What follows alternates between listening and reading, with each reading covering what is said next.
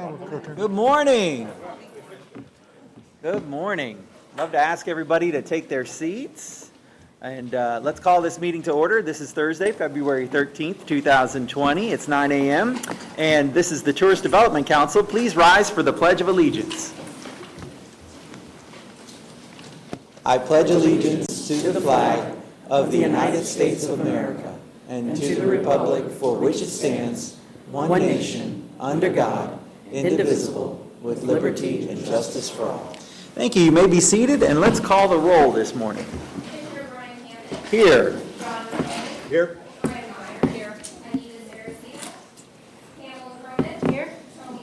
Here.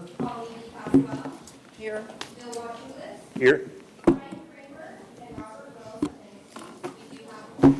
Excellent. Thank you very much.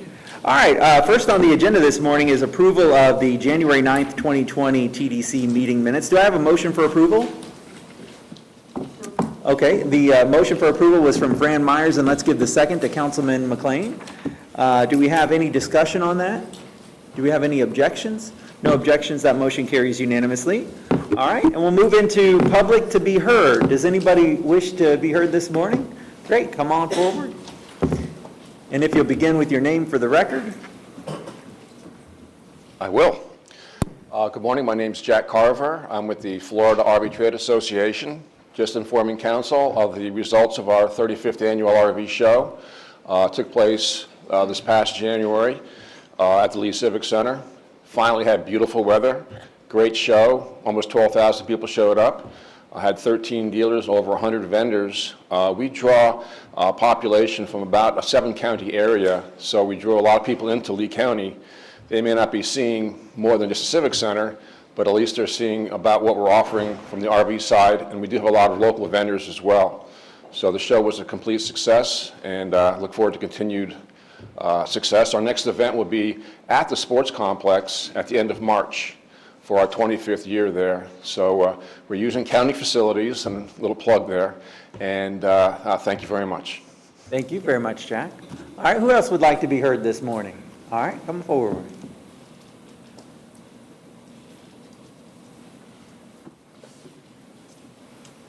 Good morning, TDC Council. Good morning, everyone. On behalf of Greg Longenhagen and part of the Florida Repertory Theater, I want to thank you all for your gracious support over the years to our wonderful Florida Repertory Theater, which is the only professional equity-based theater in Lee County. We love having your support, and we love being able to put on such quality performances. I'm here to kind of give a little announcement today. Greg couldn't make it this morning, so I'm here kind of letting you all know we are officially rolling out our next season's lineup. And I just kind of wanted to let you know about what we have coming in store. We're going to be opening up our first time in October. It's going to be I Love a Piano, Irving Berlin story, musical. It's going to be wonderful. We've got other great ones such as Driving Miss Daisy, Into the Breaches, Buddy, the Buddy Holly story, which is going to be the big smash hit of the season, and a world premiere of A Good Americans. It's going to be our next big premiere that we roll out every year. But the big one that we're doing is also going to be a collaboration with our education department. Every year, our conservatory program puts on a series of different conservatory shows, which includes local high school, college, and middle school students. But they're combining with our professional stage for the first time ever, and we're putting on a West Side Story. So it's going to be a big collaboration, a big number musical. We really can't wait for you all to join out. So we're glad to have your support, and we wanted to let you all be the first to know about our season. So thanks a lot. All right. Thank you very much, Neil. All right. And anybody else like to speak this morning in the public to be heard? Okay. Seeing none, I'll close public comment. At this time, we will move on to municipalities to be heard. I know Sanibel's coming up.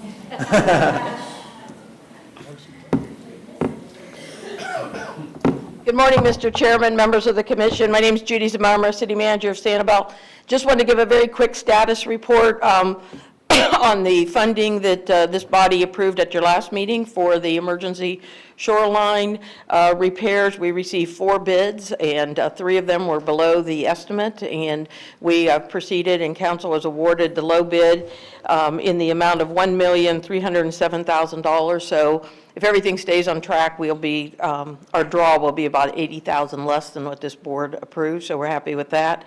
And we have approved night work for LCEC. They're proceeding with moving the electrical that needs to be moved, so there won't be potential future conflicts with the electrical lines to Captiva. And that work will be proceeding this week and next week. So thank you again for that funding, but we are moving with that post-haste. Thank you for the update, too. Okay, any other municipalities to be heard? All right.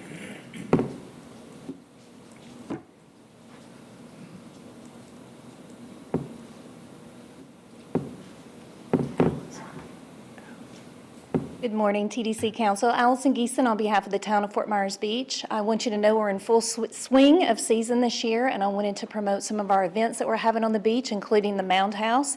I also want to thank you for all your continued support in the past and in the future that you've done to bring tourism to our area. Our next event for the Mound House will be Friday, February 21st, which is a dinner and a movie with a free screening of Troubled Waters. We are very passionate and determined and just ready to help preserve this resource for the future generations that bring so many people to our area. So I hope you will join us for that screening of Troubled Waters. If you haven't seen it, it's a wonderful documentary, and I have some flyers over here on the table. For more events that we're offering at the Mound House and on Fort Myers Beach, please visit our website at moundhouse.org. Thank you so much, and I hope to see you at the Mound House soon. Thanks, Allison. Very good. Are there any other municipalities to be heard? All right, very good. We will move on to our report of our Executive Director, Ms. Pygott. Thank you very much. Good morning and happy February. Nice to see everyone. I know everybody is very busy at their properties, and as Tony said, it's like a no-hitter. We're not talking about it, but we do have to talk about some of the numbers today. For you today, we're reporting December 2019 numbers. Bed tax collection for December was just under $4 million, up 11.6% over December of last year. And for the calendar year to date, we're just over $9 million, up 15% over last year. So starting the year with a nice bang. And, you know, some of that, of course, we all know is the challenges we faced last fall following the water quality issues. But the reality is it's better than 2017. And I wasn't sure we'd beat 2017 because that's when we had all those crews and insurance adjusters in. So numbers look really good. To start the fiscal year, we're in a really beautiful position. In terms of STAR for December, you're going to have Emmy Highs reporting on STAR. She'll take a look back at the last year and also give us a forecast for 2020. But just the November numbers, the occupancy was up 1.8%, ADR up 6.3%, for that combined increase of 8.3% on RevPAR. So numbers are showing up solidly there as well. Airport traffic, I know Ben Siegel is here, but and Brian from the airport, happy to have them here. RSW up 12.4% for December, and for the calendar year, broke 10 million. All right. That is fantastic news.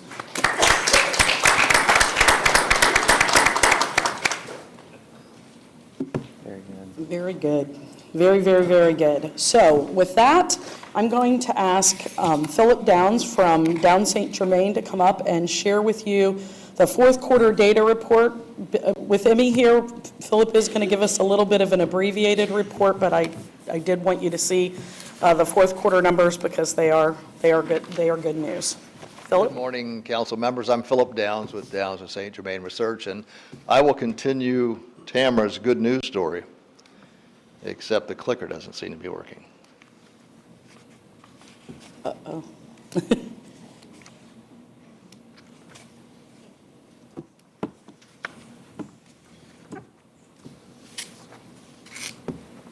Thank you.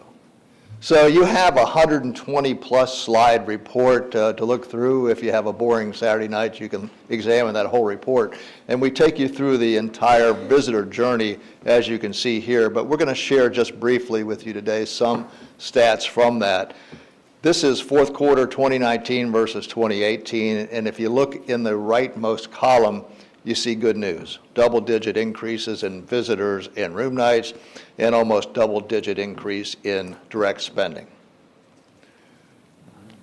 As Tamara mentioned, 2018 fourth quarter was difficult with water quality issues, and so we wanted to compare 2019 with 2017 and look at the increases per year over that 2-year period, and we still see good news. Visitors up almost double digits, room nights up 6%, and direct expenditures up as well.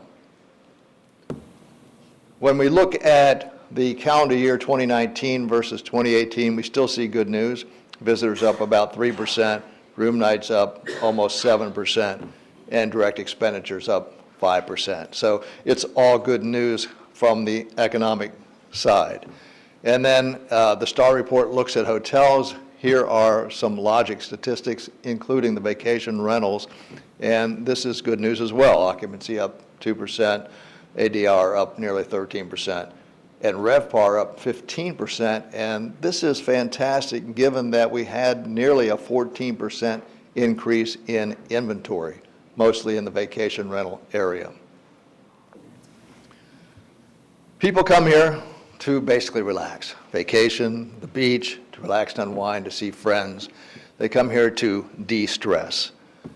About half of the people book directly with hotels. And if you look over on the right side of that slide, you see that Vrbo and Airbnb are picking up over 20% of bookings at this point.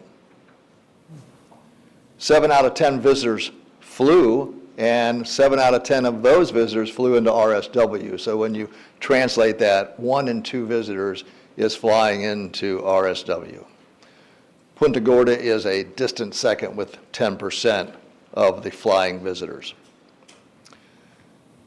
A plurality, or just over a third of our visitors, are coming from the Midwest, about 1 out of 4 from the Southeast. Those statistics are fairly stable year over year in the fourth quarter. Internationally, we attract 13% of our visitors, with Germany being the #1 origin country. And the international visitors are about 160,000 or so in the fourth quarter, generating over $100 million in direct spend for Lee County. Major origin cities, you can see many of them in the Midwest, as you would expect, since about 37% of our visitors come from there. New York City is also a good origin market. Here's a profile of our visitor for the fourth quarter.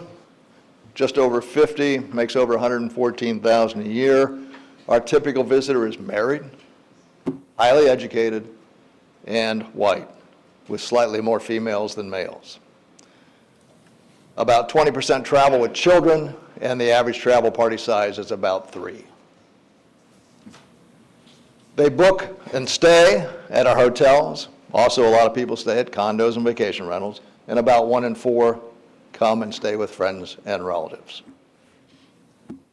They stay about 8 nights with us, and it's good news that 1 in 5 visitors is a first-time visitor, so we continue to attract, through marketing, new people coming to Lee County. But we have a very loyal base, with 3 out of 10 visitors having been here more than 10 times. They love our beach. That's the #1 activity. They love to relax and unwind.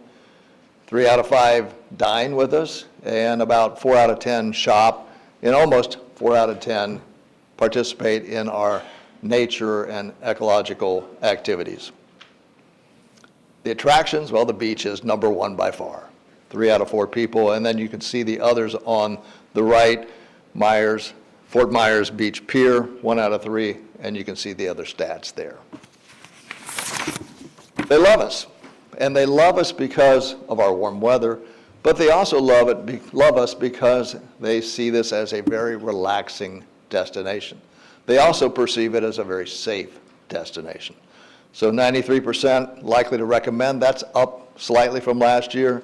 93% are going to return, that's up slightly. And in terms of accommodations, 4 out of 10 said that their experience in accommodations exceeded their expectations. Only 2% said that accommodations failed to meet their expectations. Almost everybody's satisfied with their overall experience here, and 93% satisfied with the customer service that they received. We do give people a chance to complain, even though they're all very happy. Whenever you give people a chance to complain, some of them will. There was concern about water quality number 1, and traffic, number 2.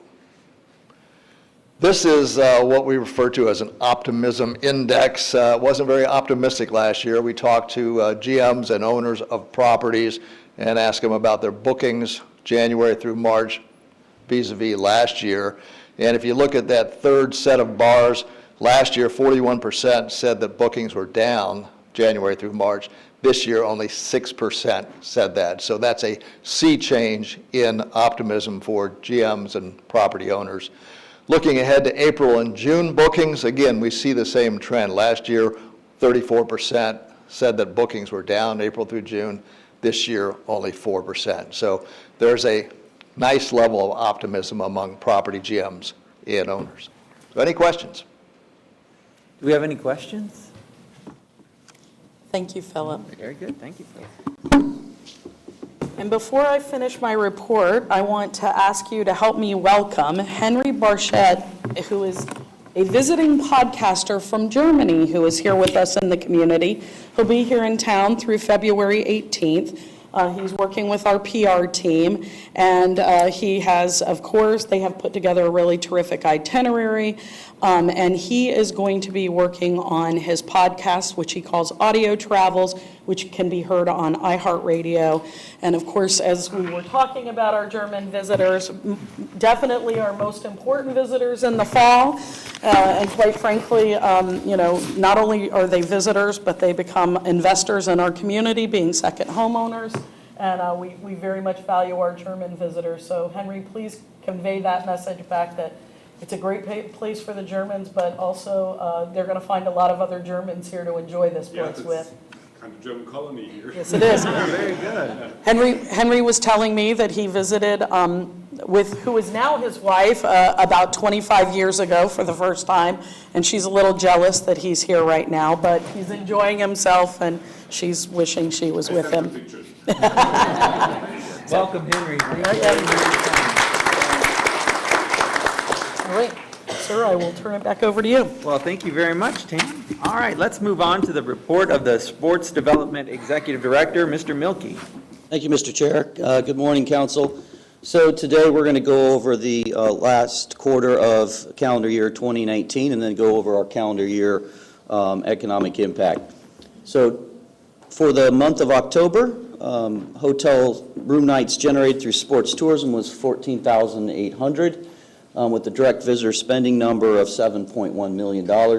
Most of that, as it typically is in October, comes from one event, which is Perfect Games World Wood Bat Underclass. Continues to be our largest single event of the year. USA Sailing River Rump Regatta was there, and we're glad to see that back because it had gotten canceled the year before. And then we've been working on some non-traditional sports events, and so we've been doing a few netball events, and we were able to host the World Male Club Championships down at the Astaire Rec Center, we showed the netball to the team yesterday, just so everyone understood what it was. It's basically basketball without a backboard, and there's no jumping, so once you pass the ball, you have to stand still and try to hit the net. So bar chart for October looks pretty similar to the way it has historically. I'll go to November's activity. I will say this was the best November that we've ever had on record. 32,500 hotel room nights, almost 20,000 sports tourism visitors, $16 million of direct visitor spending. A lot of that, again, half of that comes from Roy Hobbs World Series. We also host a very significant senior softball product in November. The Visitor and Convention Bureau was successful in landing the Hobie Worlds, which I believe was talked about last week. And Tam asked that I include those numbers, which was 2,600 room nights. And then we had two very successful college basketball tournaments. Again, the Gulf Coast Shootout, which was at Hertz Arena, had 8 men's college teams and 8 women's. And then we also had the Fort Myers Tip-Off, which was 4 college teams nationally televised on Fox Sports 1 at FSW Arena, all at the same time. So a lot of college basketball going on in Lee County right around Thanksgiving time. And then we were able to host the USSSA's National Convention, which USSSA is a multi-sport organization that hosts everything from basketball to baseball to girls softball to volleyball, a lot of different sports, and we were able to, this was I believe it was our second time hosting that national convention at Sanibel Harbor Resort. So all of those added up with the Hobie Worlds and the convention added in, and then a really good showing from Roy Hobbs, we were able to hit a new mark in November. December, hotel room nights sold 10,700, direct visitor spending 4.5 million, and we really relied on our traditional partnerships there. City of Palms Basketball Classic, which is always strong for us, Olympic Development Soccer. We had a perfect game showcase between Christmas and New Year's, which attracted over 1,000 individual players for the first time. They're usually around 600. And then we tried a new baseball product in December called Game Day USA, and unfortunately we had a lot of rain that December weekend, but we still had a number of teams come in and play in that, and it was a nice, hopefully a new emerging partnership. Trend line for December is, again, about average. 2019 highlights, not quite as good as last year, but close. Hotel room nights sold. This is only the second time ever we've surpassed 160,000 hotel room nights. We attracted 157,000 amateur sports visitors. Again, I'll remind everyone this does not include spring training numbers. This is just amateur sports. $70.1 million of direct visitor spending came from those events. 153 events that we hosted. February and November, we set monthly records. We do recognize that April and May have been trending down a little bit for us the last couple years, so talked to the team yesterday, and we're going to try to put some more effort on finding some events in April and May and try to get those back up. And then, much like with netball, we're trying to focus some on bringing in some non-traditional sports. We can't put a lot more baseball, basketball events in our centers, so we're trying to find new ways to bring some sports events in. That's why we focused on some college and some international training, because they fill a few room nights during weeks when kids are in school and we don't have access in the school. So we're doing all we can to get some non-traditional events in here. Gary continues to work hard also on continue to bring at least one annual meeting. We had the USSSA National Convention this year, and then in January we were able to land a very important conference for us called Sports Express, and that was held out at South Seas in January of this year. So you can see our trend line over the last 10 years, and you see from 2009 we start climbing. That's about the time we're finishing a lot of our recreation centers that we're filling up with basketball and volleyball now. 2012 was when JetBlue Park opened. You can kind of see the maximization of using that new facility to where about from 2013 to 2019 we think we're maximizing and doing just about all we can without having a negative influence on the citizens on the sports fields and in the centers and things like that. So I will mention quickly spring training. It's that time of year, and both teams start their season February 21st. I don't know, I didn't see if Mark Weber was in the room. We're also hosting the international professional baseball team, the Kia Tigers. They are one of Korea's 10 professional teams in the KBO League, and they are at Terry Park for 40 days. And it's a party of about 90 people. About 60 of them are players, and the rest are coaches in front office. And they're here from February 1st to March 5th. So we're really happy to have that. So, we're hosting 150, 160 events a year. Just about every weekend there's something, and I just wanted to give a shout out to the sports tourism team, which goes far beyond the sports development office. Connie and Gary work really hard. We've also got a great amazing partnership with Parks and Recreation. We're using most of their facilities are what we use. Their grounds crew people are second to none. The athletic coordinators, I think a year ago we had everybody come in and stand up so you could see who they are. And then certainly working with Allison and the sports organizing housing team. We just have an amazing partnership, and I just want to say thank you to everyone for a great year. So, any questions? Thank you, Mr. Milkey. Yeah, go ahead, Tony. This is a new event, the Korean team, Yes. and where do they stay? They're at the Holiday Inn Express at the Forum. Oh, wow, great.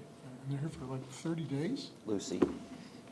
They're here. Good, good. I bet they're here, huh? Yeah, I think they're going to generate about 2,000 room nights total, and we're trying to have some conversations with them, see if they'll come back again next year.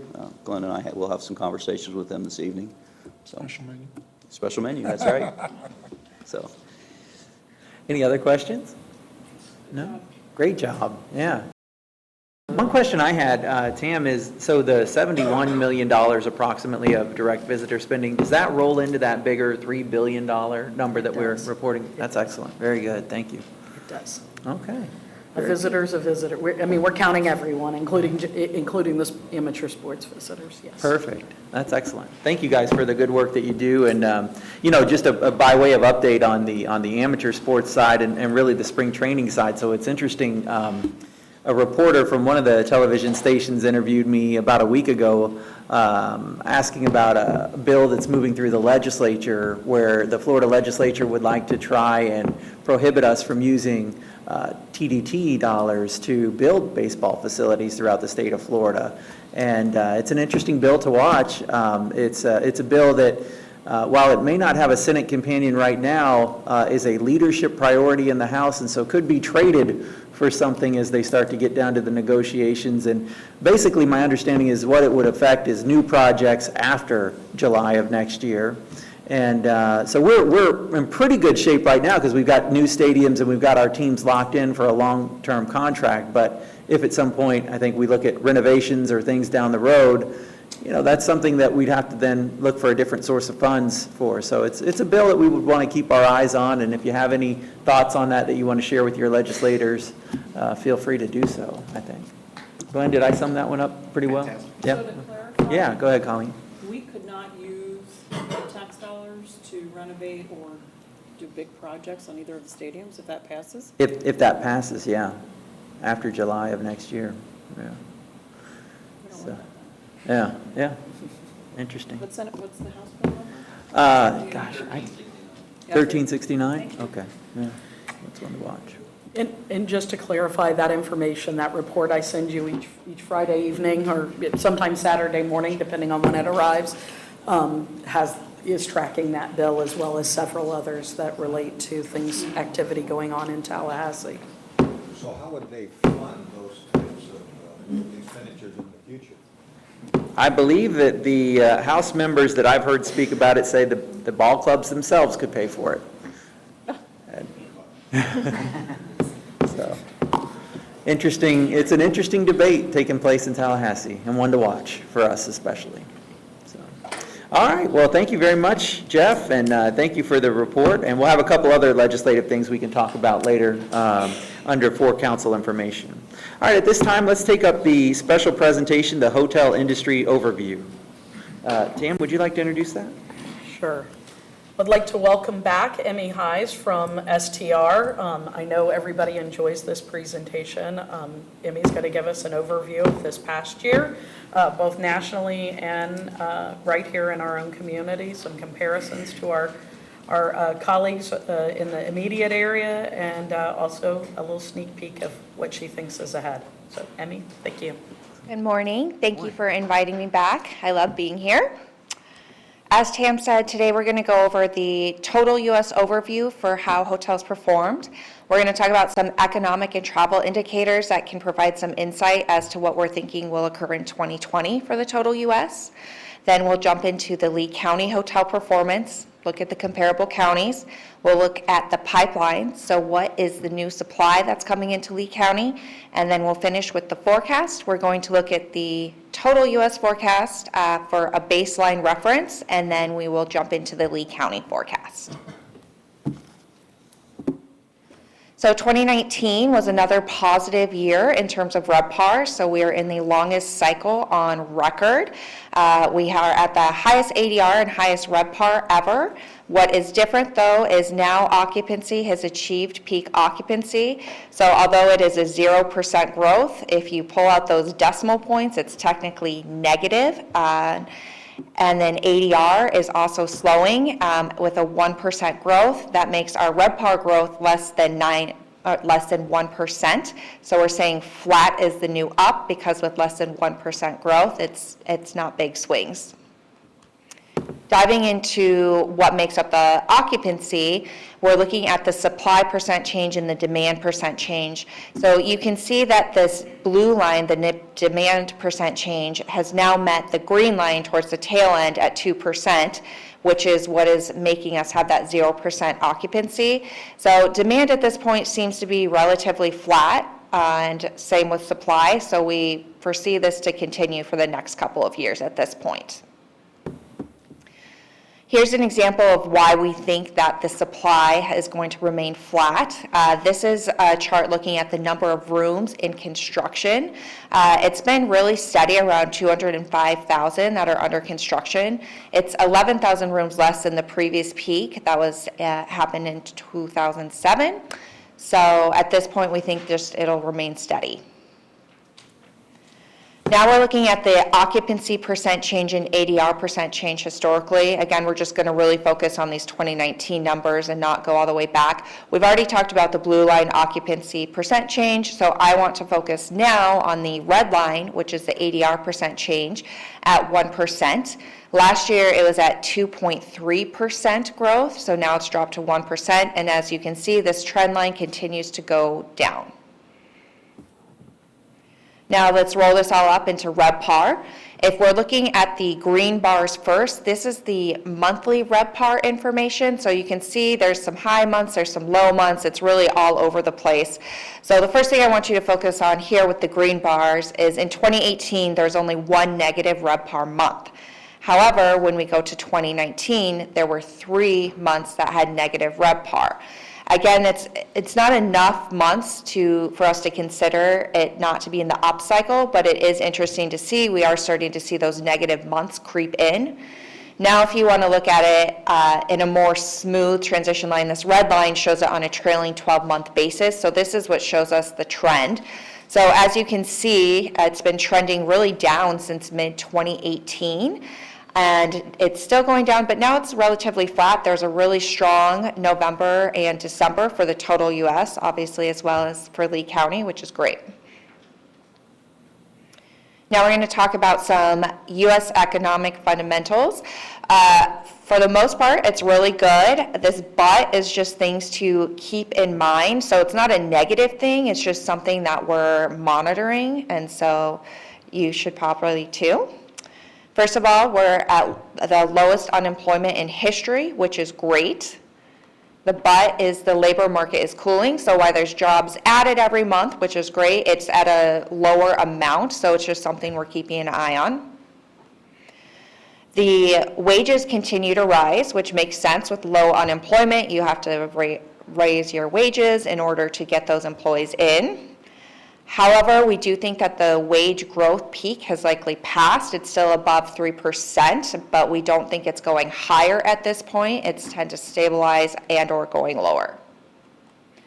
So as a result of the low unemployment and rising wages, people are spending money, which is great and helpful to an economy. In fact, consumer spending is driving our GDP growth, but the income growth could slow with the labor market cooling and the wage growth also cooling. So again, nothing to worry about because it's all still positive, but it's just things we're keeping in mind. The corporate earnings are still strong, so that's really positive for the total U.S.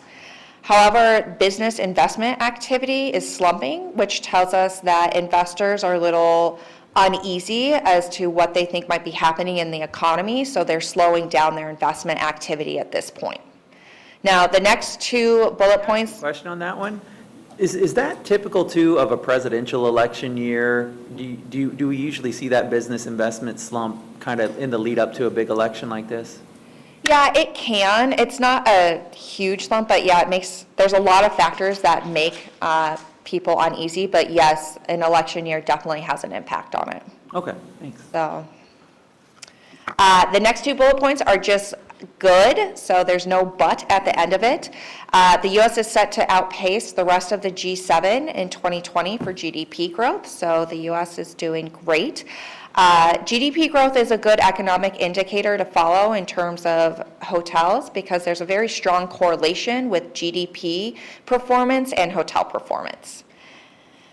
And the last good piece is we partner with Tourism Economics, and they say that the odds of a recession for 2020 is lower than 25%, so that's great for 2020. A couple of months ago, it was up at 45%, so the fact that it is better is great for everybody. So now we're going to just focus on some tourism economic indicators. Again, this is from Tourism Economics. They partner with us to give our total U.S. forecast, our market forecast, and everything like that. So there's unabated growth through 2019 if you look at hotel room nights occupied as well as air passenger travel. Domestic air travel bookings remain steady. So this is more of a forward-looking because this is up to 6 months in the future, which puts us into 2020. It's 3 to 5% above where it was year over year, which is a positive sign for 2020. The U.S. household vacation intentions remained above prior levels, where 11 of 12 months in 2019 were above the previous year.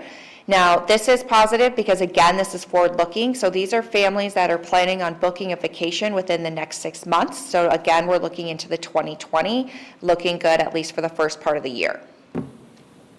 And then lastly, the leisure forward-looking bookings and searchings are still growing year over year. It is slowing. It's still positive, but similar to ADR, it's positive, but it is going at a slower rate. Now, indicators to be aware of are more on the international travel side. So international inbound arrivals are actually in recession. For the last 10 months, 7 out of 10 have had negative international arrivals. So that's a negative 1.4% year to date. However, the domestic air travel is up and it's offsetting this international travel arrival, which is why we're still seeing positive demand and growth. The next thing to be aware of is the coronavirus, which I'm sure you've all been hearing a lot about in the news. So we did a study comparing what happened to the hotel industry when the SARS outbreak had, because that's the only data we really have available. So there could be a potential loss of 4.6 million hotel room nights, which would result in a loss of 5.8 billion visitors for 2020 alone. We don't see that impact hitting Lee County. Really, the biggest markets we think it will impact is New York and LA, as that's where most of the Chinese travelers seem to go to. Also, keep in mind when I go over the U.S. forecast, we did not factor in the coronavirus impact because when we did the forecast, we hadn't been seeing enough results to include it in the forecast. Now let's jump to Lee County. Lee County had a good 2019 with positive RevPAR. The forecast we presented last year was actually only 24 cents off, so we were pretty accurate with the forecast. Where we were a little off is we thought occupancy was going to be up and ADR down, so it flip-flopped. So for Lee County, room demand was positive, which is great. However, a new hotel opened, which increased room supply, and the demand didn't offset it, which is what made negative occupancy. ADR, on the other hand, was positive, which indicated a positive RevPAR, which is great. Now, this is the same chart you saw for the total U.S., but this is for Lee County. So what I want you to focus on here is this blue line, the demand percent change. As you can see, it's a lot more volatile than it is for the total U.S. And the reason for that is hurricane impact or red tide impact. Environmental factors really impact this county's demand for hotels. Now, the supply percent change, you can see is more steady, but it is creeping up. Luckily, the demand line is starting to go up to meet the supply. That should continue as long as there's not another environmental disaster that you can't forecast. Now we're looking again at ADR and occupancy. So we're not going to spend time on the blue line because we already did that. But the red line ADR percent change at 1% is even with the total US, which is interesting. But what is different is you can see this red line is trending up. So Lee County is showing positive ADR growth compared to the total US, which the ADR is trending down. So now we're going to look at all the different classes in Lee County.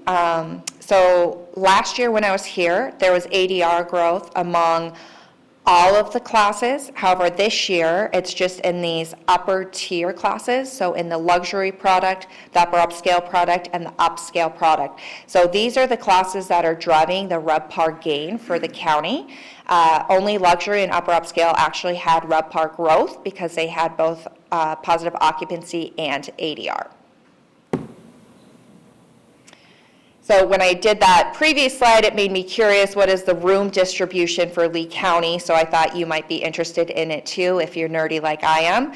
So this shows the room supply for each of the classes. And as you can see, it's distributed pretty evenly. Almost every class represents about 20%.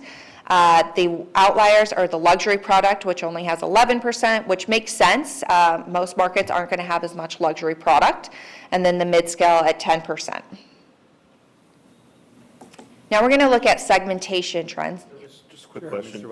Just going back, the decline that you had, obviously luxury and upper upscale held its own, but would you say the decline was because of the 1.4% of supply coming in? I believe the 1.4 supply was in the upper mid-scale segment, so it wouldn't have impacted. The mid-scale and economy? Yeah. Oh. So if we're looking at segmentation, you can see that the transient dominates this market. Really since 2015, it's around 52% of the occupancy. For the most part, group occupancy has remained steady at 16%, but 2019 actually showed a drop at this 13.8%, so it dropped nearly 2%. This could be as a result of the red tide and groups not booking because they saw it in the news. So, and from what I hear, 2020 should be bumped back up for group, which is great. Now let's look at the difference in rate between group and transient. So what I want you to focus on here, the blue bars, the transient rate, and the green bars, the group rate, they continue to rise each year. So that means ADR growth has really occurred in both segments each year. And then the rate disparity of $30 has remained pretty consistent, which means that they're both raising around the same, at the same rate. This is pretty normal to see that the group rate is lower than transient rate. Of the 639 submarkets that we track, only 25 of them actually have group rate higher than transient rate. So this is really normal to see. Now, again, I thought it'd be fun to just look at data a little bit differently. So I wanted to show you what each day of the week looks like in terms of travelers coming here. So this is looking at an average of the past 3 years. So as you can see, that primary RevPAR days are these weekend days, Friday and Saturday night. It makes sense, especially when it's a transient heavy market. I also broke down the occupancy and ADR. Friday and Saturday are primarily driven by occupancy because as you can see, the ADR really just ranges from 151 to 159. So there's not a huge swing in the rate here. So it's the demand that's driving these weekend pushes. Now let's look at the comparable surrounding counties. First, we're going to look at growth. So again, we're going to focus on the blue bar here, which is demand percent growth. As you can see, every county and the entire state of Florida has had positive demand. Why this is great is when I was here last year, all of the counties were negative or flat. So Florida has had a positive 2019, which is great. Now, if we look at the occupancy and ADR growth, although there was positive demand, similar to Lee County, most counties actually experienced an occupancy decline because supply outpaced the demand. On the plus side, though, most occupancies did show, or most counties did show positive ADR growth. Last year, it was primarily negative ADR growth, so that's positive. Now, if we roll this all up into RevPAR, now it's in order of highest RevPAR growth to lowest. You can see that Lee County is even with the entire state of Florida at that 0.3% growth. What's great is for the 2018 data, Lee County was the third lowest, but now they're right in the middle of the pack. So moving on up to the comparable counties. Now I wanted to look at the absolute values of RevPAR, because while we see what the growth is, what does that mean if you don't necessarily know the absolute values? So if we're looking along the ADR line, you can see all these counties are in a line around the 153 mark, Sarasota, Lee County. So most, and even the entire state of Florida, so most of these counties have around the same rate, which is great. The average line is around 183, but you have Monroe County and Collier County that's pulling up that average, but the cluster of the dots are really around this 153 horizontal line. Now, in terms of occupancy, you can see that Lee County is higher than Collier and Sarasota County. However, it is a little bit lower than the average. Really, the cluster of dots are really around a 73% occupancy for the comparable counties. Now let's jump into the pipeline. There is definitely more supply coming to Lee County. When I was here last time, there were only 2 properties under construction. Now there are 7 properties in construction. There's a total of 26 properties in the active pipeline. Final planning means that it will be in construction within the next 6 months, and then planning, it'll just be longer than that. So we're going to go into the detail here of who, what, when, where is coming.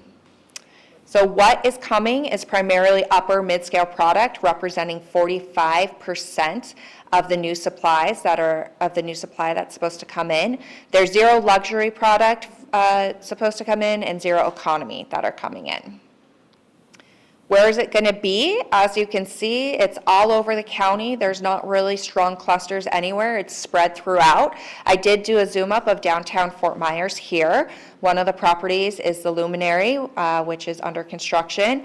The other 2 are the upper mid-scale, and one is in final planning and one is in planning at this point.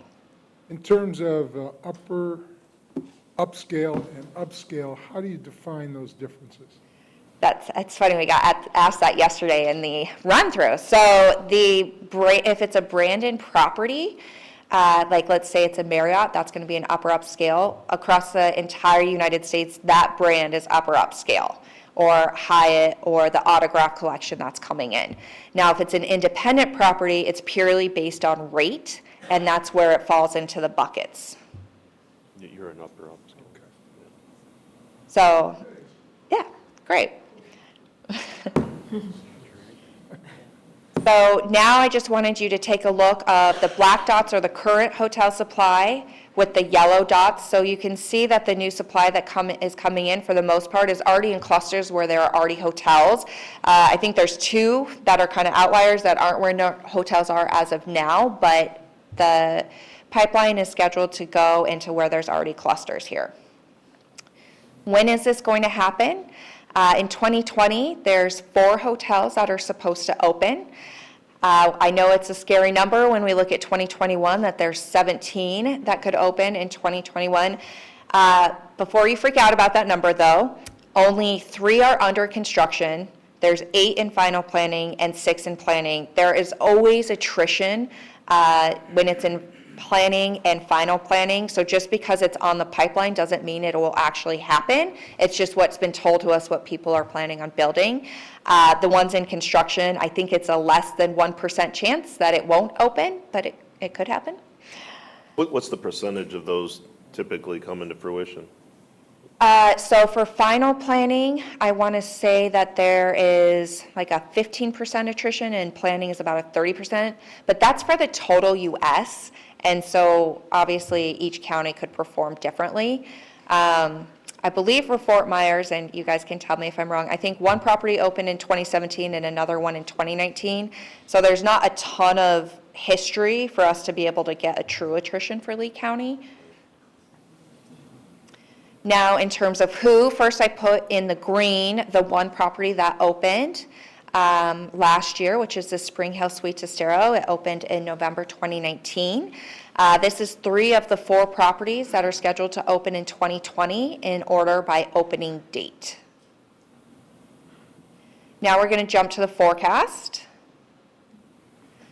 So here's the total United States forecast. Again, we're not factoring in the coronavirus at this point. Normally I just show 2020, but I am showing 2021 as well, just to really drill in the point that we are looking flat for the next couple of years. So it's not good, it's not bad, it's just even.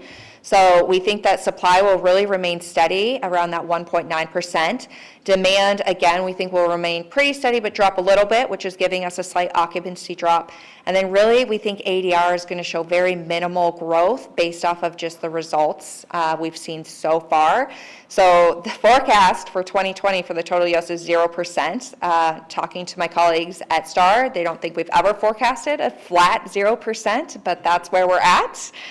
And then just to hone in here, it's less than $1 of ADR change for the next 2 years. So that just kind of shows you how small the growth is. So we're going to take this as a win, though, because it's not negative. It's just flat. Now we're looking at Lee County. So Lee County, we're forecasting to do better than the total U.S. We have occupancy at a 0% growth. The reason for that is because of the new supply coming in. So while we think the demand will continue to be positive, the absorption might take a little bit.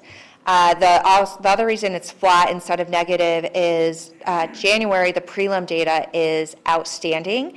The prelim data shows January 2020 at a 13% RevPAR growth, so double-digit growth, which is great.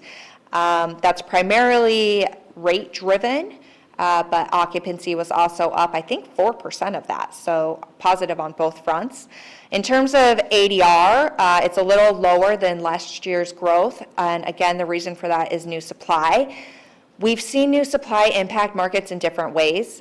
Sometimes new supply really boosts the market, and because there's new product, it's higher rates, and then other hotels raise their rates because they can. Or we've seen markets react and get kind of scared, and they're like, we want the hotel rooms filled, so we're going to lower our rates. So that's why we kind of just did a flat ADR growth at this point, because we're not quite sure, but we do think it will be positive. For reference, this is available for download on our Hotel News website, and then also as well, if you want to refer to it. Are there any questions? Any questions?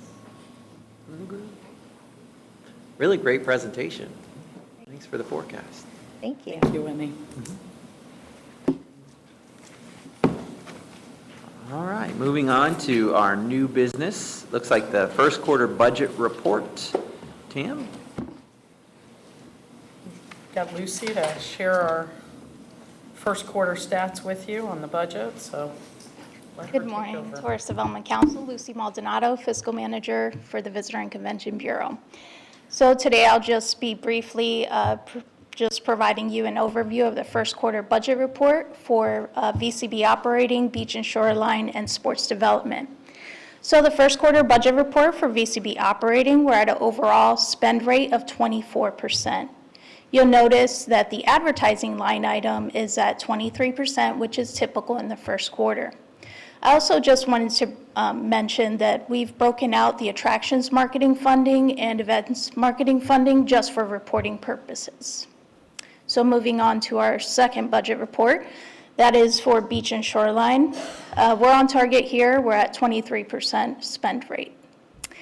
So then the final budget report is the sports development budget. We're at an overall spend rate of 31%. You'll notice that the promotions line item, that's at a 46% spend rate, which includes $200,000 for intersports and $18,000 for classic basketball. Well, this concludes the first quarter overview of the budget report. I respectfully request a motion for the board to approve the first quarter budget. Okay, so it's a motion to accept the first quarter budget report. Do we have a motion as such? The motion is by Tony Lappy. Do we have a second? Second by Pam Cronin. All right, any discussion on that motion? Any objections? No objections, that motion carries unanimously. Very good. All right, so now we've reached for council information. I have a couple items, but Tam, do you have anything for the council? There are several things in your packet, and again, those, I don't know if it's Saturday night, but maybe Tuesday night insomnia, I don't know, several things for you to read. One thing I wanted to point out, there's a packet from Destinations Florida, formerly FADMO, Florida Association of DMOs, on the value, what tourism does to our state economy and local economies. It's I guess we'll call it a white paper, but it's very well done. I strongly encourage you to give that a read. I think it will help as we make some of those arguments for things that we have already discussed, like the value of our spring training facilities and our marketing efforts, et cetera. So I think you'll find that report very helpful in those conversations. But there's also some other information that might be of interest to you in there. Very good, thanks, Tam. And for the part of the for council information that I wanted to talk about, I'd like to ask Mr. Salyer to talk to us about, we have reached a major milestone when it comes to our Conservation 2020 program. In fact, I think one of the reasons we've talked about so many times at this council about why people visit us is because of our amazing, incredible natural environment here. It's our thing. And so, Glenn, could you talk about that celebration this year? Yes, sir. Thank you, Mr. Chair. So as Chairman Hammond says, the Board of County Commissioners has been on a bit of a conservation land buying spree over the last few years, which is exciting, and we have hit the notable milestone of 30,000 acres of Conservation 2020 preserves. So pretty incredible, and we are planning a month-long celebration for March.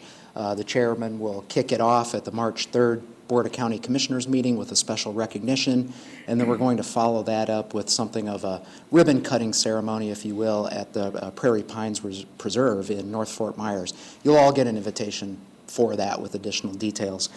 I guess beyond that, I do want to tell you, too, that throughout the month we'll have displays at all of our libraries. We'll be conducting special events at preserves throughout the county, so special nature walks, birding, moonlight tours, all kinds of just really fun things. We're going to have a dedicated special event website that will be up next week. So along with the invitation to the Prairie Pine Preserves event, we'll send that link to you as well.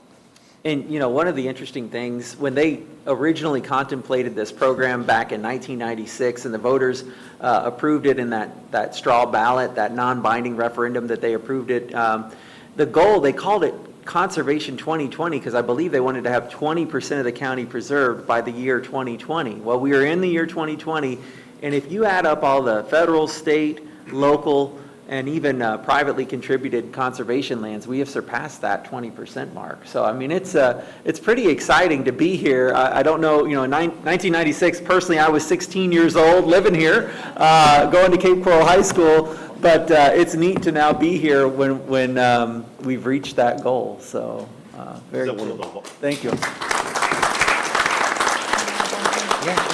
that one of the largest county-wise? I mean, if you compare the 30,000 to other counties, I mean, is it? Yeah, absolutely one of the largest county programs. Some other places, like Collier, for instance, have a great deal of federal lands or state lands, sure. But this is really on the county's back, here, so yes. Great. One of the biggest.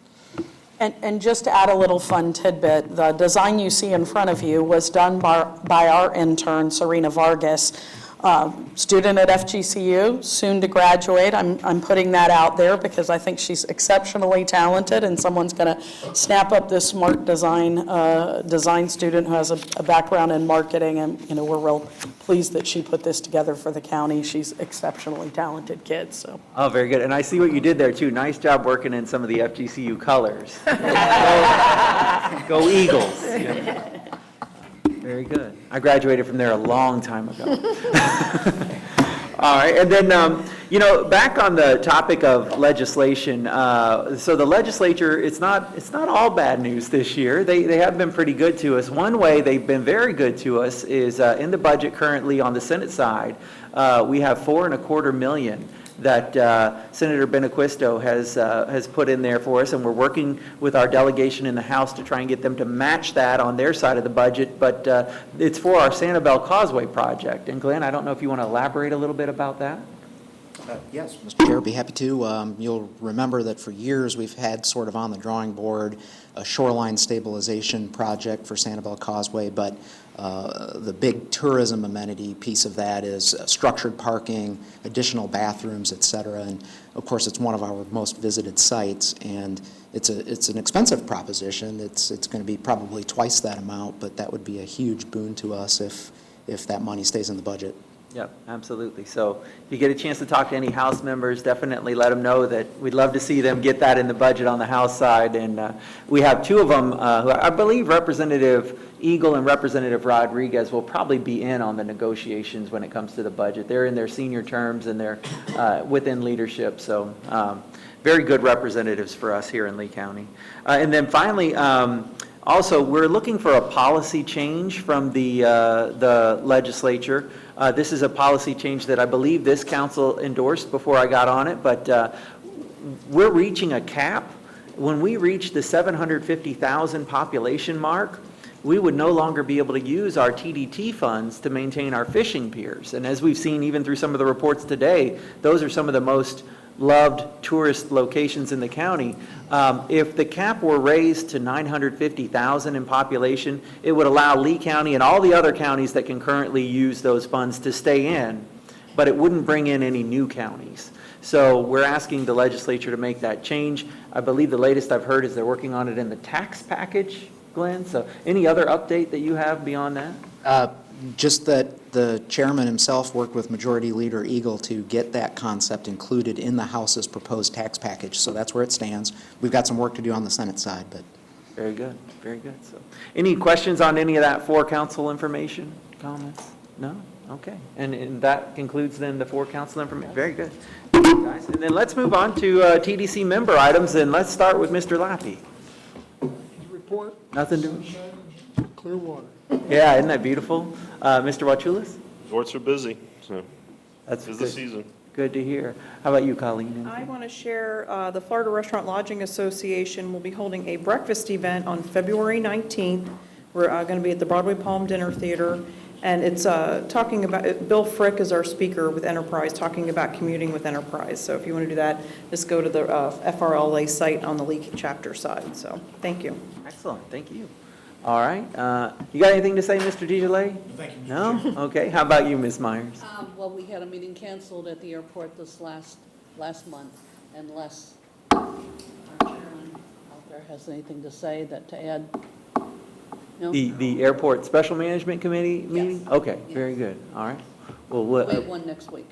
we did have a fantastic joint meeting with y'all recently, and I really enjoyed that. And I'm looking forward to, I think the board's even going to discuss the airport a little bit at our strategic retreat, planning session retreat coming up, and just really looking forward to the future of the airport. You know, crossing the 10 million passenger threshold, we didn't miss a beat, haven't missed a beat since. This year seems to be going very well, and so I want to again just publicly praise the team out there for under everything that's going on out there, just keeping the ship moving, pointed in the right direction. So thank you all. Great. Yeah, and Councilman McLean, anything? Yeah, there's an exciting event this weekend if you're a car enthusiast. There's a group called the Gulf Coast Dream Cruise, which is a organization of people that like cars of all kinds. Maybe competes a little bit with Naples with the cars on Fifth. But this event, the folks that participate they don't have to, but they can make a donation to Children's Hospital. Happens to be in Naples this year. Last year it was Harry Chapin's food bank. The name of the organization is the Gulf Coast Cruisers, and the event on Saturday starts at 11 o'clock at the Fort Myers Harley-Davidson group, and they're expecting maybe about 200 exotic cars, from Corvettes to Ferraris, whatever. Then they're going to do a parade escorted by the Lee County Sheriff, so they keep the speed down Tree Line to Ben Hill Griffin to Corkscrew, take a right on Corkscrew, and then they end up at the Estero Recreation Center, and they're expecting maybe about 200 cars, hopefully more. They're going to have food trucks there, so it should be a really nice family event.